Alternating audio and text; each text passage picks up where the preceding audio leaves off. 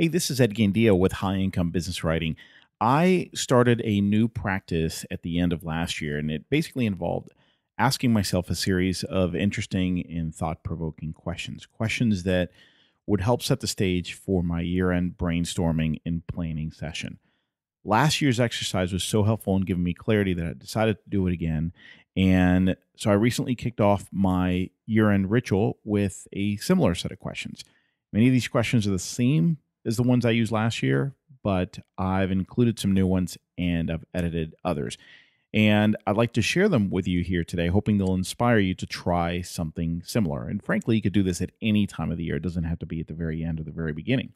Now, you might notice when we start going through them that some of the questions border on being, let's just say, extreme. And there's a reason for that. I found that when you exaggerate a situation, you almost always generate powerful new ideas and insights that you wouldn't have come up with otherwise. Now, if you decide to tackle some of these questions, I strongly suggest that you take your time with them, answer them in detail. I found that some of them are excellent journal prompts, so maybe give that a try if you like to journal. And use your answers to set better goals and to commit to new habits in the year that's coming up. So let's go through these questions, and in no particular order. You don't have to follow this particular order. This is the one that I like to use. What am I most proud of this year? What are the most important lessons I've learned this year? What goals did I meet? What goals did I not reach? What stood in the way? Where am I still feeling stuck? What part did fear play in all of this? What were my top 2 or 3 worries this year? And looking back, how productive was this worrying? And be honest with yourself here. For the goals I did not meet, or the areas in which I still feel stuck, how would I rate my effort level in those areas? And again, be brutally honest here. If I could visit the future and look at my life 1 year from today, what would need to have happened this past year in order for me to feel happy with my results in this area or other areas? What if I didn't reach that result by this time next year? Could I find a way to be happy anyway? Why or why not?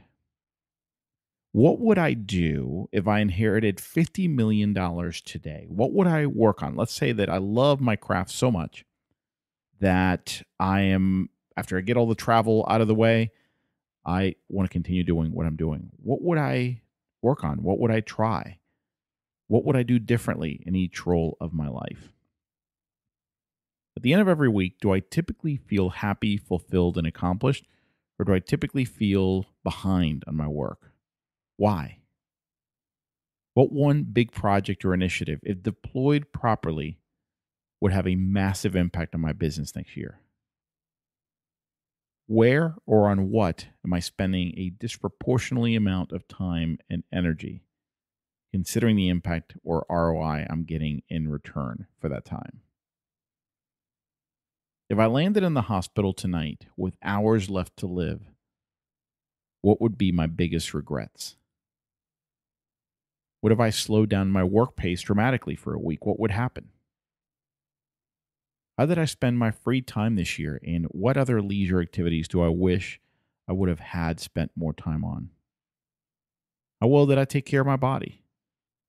How well did I feed my mind and my soul? How did I nurture and grow my most important personal relationships? Whom do I need to forgive?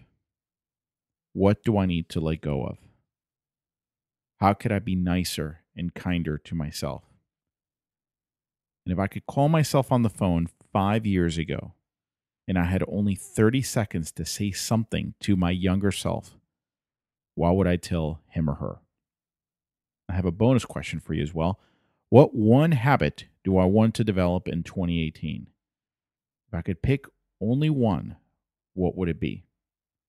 And what simple action could I take today to kickstart that habit? Now, if you haven't read it, the book titled The Power of Habit is one of the most important, fascinating books on that subject. There's also a great little book called Mini Habits by Stephen Guise, which you can find on Amazon. And James Clear publishes excellent content on this topic, the topic of developing great habits. And he does that every week at jamesclear.com. It's an excellent resource. This has been Ed Gandia with High Income Business Writing. To learn more tips, strategies, and insights for earning more in less time, doing work you love for better clients, visit b2blauncher.com.